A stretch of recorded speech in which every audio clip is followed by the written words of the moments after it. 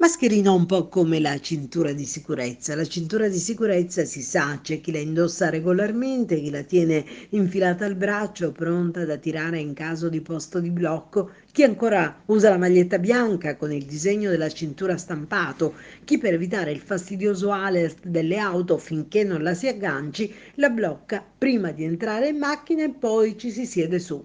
Ecco, con le mascherine accade più o meno la stessa cosa, girando tra chi protesta e chi le indossa, se ne vedono di tutti i colori. Di mascherine colorate sì, ma anche di modi in cui vengono indossate, è piena l'Italia e noi siciliani non ci sottraiamo a queste espressioni di fantasia. Non li abbiamo ripresi per ovvie motivazioni legate alla privacy, ma vi assicuriamo che tanti, troppi, si ispirano ai VIP che vedete in foto e si spingono pure oltre. Così possiamo scorgere chi la tiene sulla bocca e sul mento, lasciando fuori il naso, che evidentemente con il respiro rilascia calore e dunque dà fastidio, ma forse crede anche che il virus cammini attraverso la bocca solamente. Altro modo che abbiamo rilevato è di coloro che pongono gli elastici sulle orecchie e la tirano giù sotto il mento, a protezione non si sa di cosa.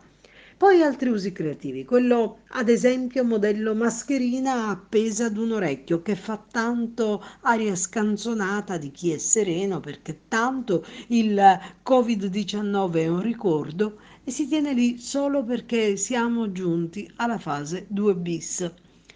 Ultimo, ma di certo girando ne troveremmo anche altri, la mascherina a braccialetto. Esatto, agganciata per le due estremità al polso diventa decorativa e la colorazione si può scegliere in pandan con l'abbigliamento. Scherzi a parte, ma purtroppo fin qui è tutto vero. Ricordiamo che la mascherina protegge noi e gli altri da una emergenza che non è ancora terminata, che ci auguriamo possa spegnersi presto ed è un presidio che va indossato seguendo regole precise. Bocca, naso e mento devono essere interamente coperti.